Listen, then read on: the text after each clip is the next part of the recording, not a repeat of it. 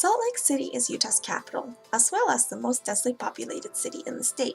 It is also the largest city located in the Intermountain West and is experiencing rapid growth each year. The North Temple Corridor lies on the west side of the city and has been undergoing significant changes within the past several years. When a neighborhood undergoes changes that shift the socioeconomic status from low to high, it is said that it has been gentrified. Many areas of Salt Lake City have been undergoing this gentrification process, including, more recently, the North Temple Corridor. With a new light rail system bringing in large amount of public investment and private development, this area is shifting to a mixed-use and multimodal corridor surrounded by low-density residential neighborhoods. While this gentrification occurs along the corridor, it is vital to use active planning and create policies to fight displacement of underrepresented citizens of the bordering neighborhoods.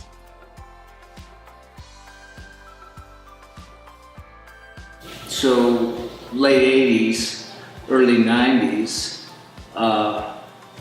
price of housing when I started working in the neighborhood was probably about 30,000 entry level, about 50,000 for the average. Now entry level about 150, 175,000 in that range. It used to be 5 or 6 years ago in this specific neighborhood, you could get a one-bedroom apartment for $600-700. You've got a recent development half a block away that's charging up to $1,700 for a one-bed now. There's downtown sprawl as well.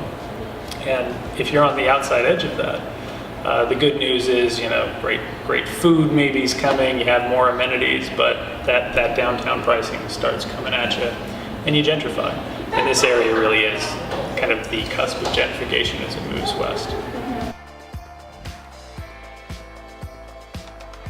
Absolutely. I mean, Trax is different than kind of a bus service area. They're permanent lines in the ground that developers can look at and know that in 50 years or 15 or whatever your holding time frame is going to be, and that investment is going to be there. And also brands and area is important. People build Trax lines to places people want to be.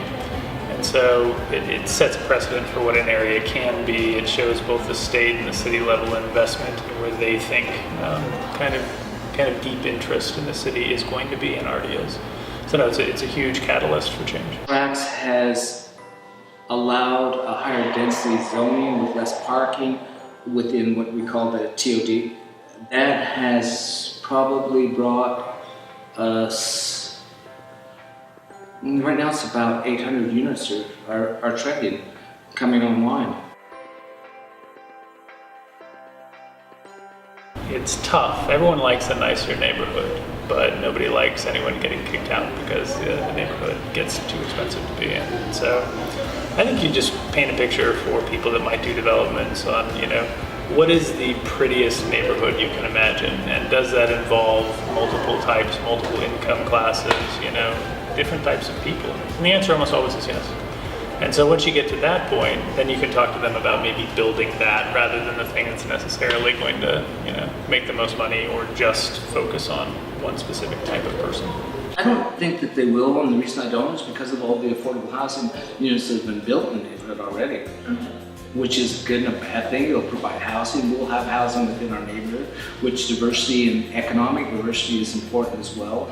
If you don't have diversity from all areas of life, then you aren't living in a global world. There's NeighborWorks. They've been in the neighborhood, they've been working, and they do create affordable housing. They put deed restriction on it for single family, they've got some townhomes. They are able to preserve affordable housing by mandating that it stay affordable for, typically it's 15 years minimum. We're considered an affordable project, so it has, it's a 60-40, 60% of this 159 units are affordable, meaning they will be affordable for the life of the project, for our lifetime.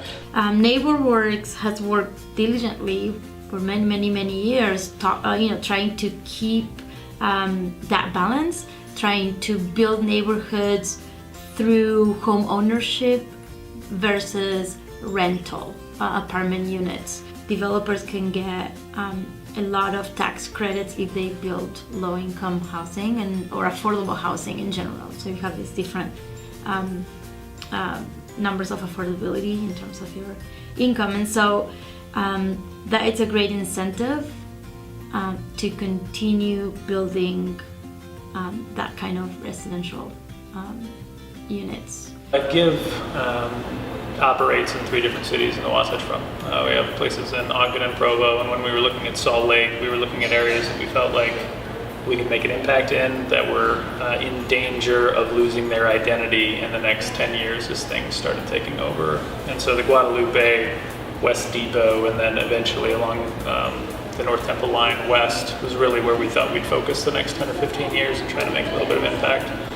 We've got one project that's fully built out, our North 6 project, 115 units. About 75% of those are varying levels of affordability to try to balance out a little bit of the gentrification that's coming in town. Many changes have been occurring along the North Temple corridor. While tracks and transit-oriented development has brought desirable amenities to the area, it also caused rent and house prices to increase in the area. To fight displacement of current lower-income resident, strategies and policies should be implemented to maintain adequate housing so displacement is prevented and opportunity could be expanded to newcomers and old community members alike.